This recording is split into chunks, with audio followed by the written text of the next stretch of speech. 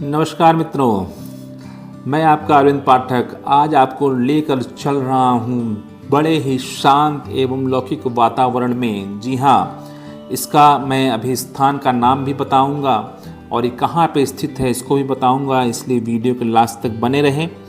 यह एक आश्रम है जो कि बड़ा ही सुंदर और विशालकाय बना हुआ है। इस आश्रम में हम देखिए धीरे धीरे प्रवेश कर रहे हैं। चूँकि आश्रम है, आश्रम के चारों तरफ देखिए पेड़ पौधे पर्याप्त मात्रा में लगे हुए हैं जो यहाँ की सुंदरता को चार चांद लगाते हैं। और मैं आपको बता दूं कि इस आश्रम में जो बंद होने का समय है वो लगभग 1 बजे का समय है और उस समय के पहले आप यदि आते हैं तो आप यहाँ की लौकिकता का दर्शन कर सकते हैं। यहाँ पे आप देख रहे होंगे कि जो चित्र बने हुए हैं, चित्रों पे आपको विभिन्न देशों के झंडे बने हुए हैं। इन झंडों से ये समझ में आता है कि वसुधैव कुटुंबकम की भावना को लेकर यह आश्रम आगे बढ़ रहा है। यहाँ किसी के साथ कोई मतभेद या भेदभाव नहीं है।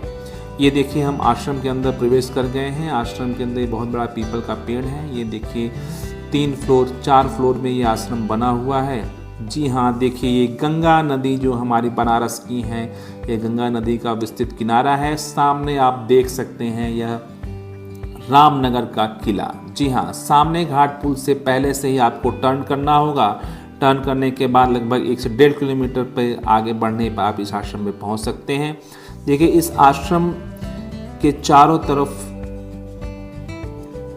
अच्छा वातावरण निर्मित किया गया है। मैं अभी एक विशेष दिखाता हूँ। देखिए यहाँ पे भगवान शंकर का जलाभिषेक गजानन भगवान कर रहे हैं और इस अभिषेक का खास बात यह है कि जो इनके हाथ में जो पात्र है उसमें जो गंगा जी आ रही हैं वो डायरेक्ट गंगा जी से वो जल आ रहा है मशीन के माध्यम से और डायरेक्ट भगवान पे चढ़ रहा है। उसके बाद फिर ये गंगा जी में प्रवेश कर रहा है। कितना अद्भुत विचार लेकर इसका निर्माण किया गया है। जय जय गजानन भूतगणादिसेवितं कपित्थजम्बू फलचारु भक्षणम उमासुतम शोक विनाशकारकम नमामि विघ्नेश्वर पाद पंकजम। ये देखिए हम मेन द्वार पे पहुंच गए हैं। जी हाँ, इस आश्रम का नाम है श्री सनातन विश्व दर्शन मंदिर वाराणसी। यह रामनगर किले के जस्ट अपोजिट मतलब दूसरी तरफ गंगा जी के दूसरे किनारे पर स्थित है। ये देखिए हम अंदर प्रवेश कर रहे हैं। कितना शांत वातावरण आप देख रहे होंगे। ये हमारे गुरुजी जो इस आश्रम के संस्थापक हैं और इस आश्रम में हमेशा यह अनुरोध किया जाता है कि आप शांति बनाए रखें। जय प्रभु। ये हमारा प्रथम तल है। जैसे मैंने बताया कि यह 4 तलों में बना हुआ है। अब इसके बाद हम द्वितीय तल की तरफ बढ़ रहे हैं। इसमें हर तल की अपनी खास विशेषता है। उस विशेषताओं का आप उल्लेख देख सकते हैं आगे बढ़ के। अभी हम इस द्वितीय तल पे प्रवेश कर रहे हैं। यह द्वितीय तल भगवान श्री कृष्ण की विभिन्न लीलाओं को प्रदर्शित करता है। भगवान कृष्ण के जन्म से लेकर उनके लीलाओं को, उनकी युवावस्थाओं को, उनके मथुरा गमन को, सारी चीज़ों को मूर्तियों के माध्यम से प्रदर्शित करने का प्रयास किया गया है। मूर्तियों को नुकसान न पहुँचे, कोई उनके साथ छेड़छाड़ न कर सके, इसलिए इनको जालियों के अंदर रखा गया है। आप यहाँ आके दर्शन कर सकते हैं। देखिए मंदिरों के साथ माखन को लूटने का कार्य हो, चाहे गोपियों के साथ रासलीला का कार्य हो, पूतना को के वध का कार्य हो, सारे कार्यों को यहाँ प्रदर्शित करने का प्रयास किया गया है। जैसा कि आप देख सकते हैं यहाँ पे बाणासुर का वध किया गया है।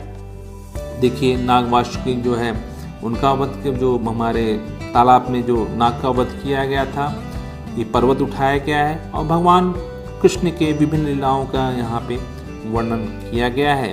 अभी चारों तरफ से होते हुए हम मेन यहाँ पे देखिए जामवंत जी की पुत्री का विवाह भगवान श्री कृष्ण के साथ। जो कुछ ऐसी चीज़ें हैं जो कि हम जनरल रूप पे नहीं समझ पाए या देख पाए हैं, उनका भी यहाँ वर्णन किया गया है। यहाँ देख के आप इनकी विभिन्न लीलाओं के बारे में जानकारी प्राप्त कर सकते हैं और दर्शन कर सकते हैं। ये देखिए चारों तरफ इस प्रकार निर्मित किया गया है कि कोई भीड़ की यहाँ गुंजाइश नहीं है। और आप देखिए अभी यहाँ पे भगवान विष्णु अपनी सैया पे विराजमान हैं और माता लक्ष्मी उनकी सेवा में उनकी चरण पादुका के पास विराजमान है। यहाँ पे देखिए विभिन्न संत जिन्होंने तपस्या करके अपनी सिद्धि प्राप्त की थी। अब इस प्रकार प्रथम तल का दर्शन करने के बाद हम द्वितीय तल की तरफ बढ़ेंगे प्रथम तल, द्वितीय तल हो चुका, तीसरे तल की तरफ हम लोग बढ़ रहे हैं। ये देखिए तीसरे तल, यहाँ पे प्रकाश की बड़ी ही अच्छी व्यवस्था है जिससे प्राकृतिक प्रकाश हमारे यहाँ प्रवेश कर रहा है। देखिए यहाँ भगवान विष्णु जी के 24 अवतार जो हमारे हैं उनका देखिए यहाँ पे मूर्ति के रूप में दर्शन आप कर सकते हैं और उसका आनंद उठा सकते हैं। यहाँ पे देखिए माता अनुसुईया जी का जो चरित्र है, उनका जो कथा है, उस कथा को यहाँ पे मूर्ति के माध्यम से प्रदर्शित करने का प्रयास किया गया है। देखिए यहाँ पे महासती अनुसुईया जी की मूर्ति की स्थापना है, आप इनका दर्शन कर सकते हैं। जय हो मातेश्वरी।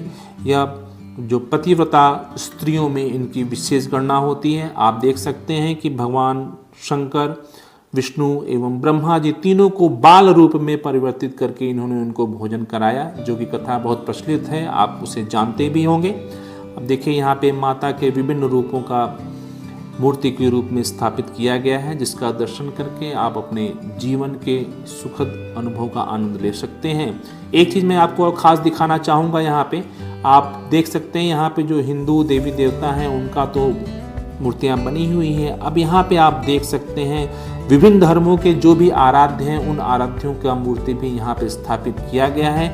इससे समझ में आता है कि इस समभाव की इस प्रेरणा से यह आश्रम का निर्माण किया गया है। यहाँ किसी भी धर्म के साथ कोई भी भेदभाव नहीं है।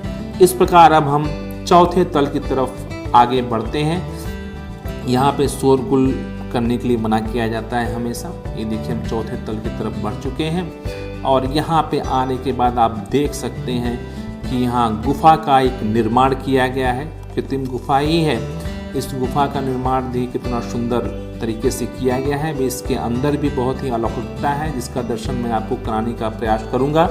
अभी मैं आपको यहाँ से बनारस की गंगा नदी का भी दर्शन कराऊंगा। देखिए हम लोग अब धीरे धीरे गुफा के अंदर प्रवेश कर रहे हैं। यहाँ पे सीढ़ियों के माध्यम से हम ऊपर चढ़ेंगे। अच्छा, यहाँ प्रकाश की इतनी अच्छी व्यवस्थाएं हैं, जगह जगह खिड़कियाँ बनी हुई। इस खिड़कियों में भी बहुत अच्छे अच्छे मूर्तियों का निर्माण किया गया है विभिन्न कथाओं से संबंधित।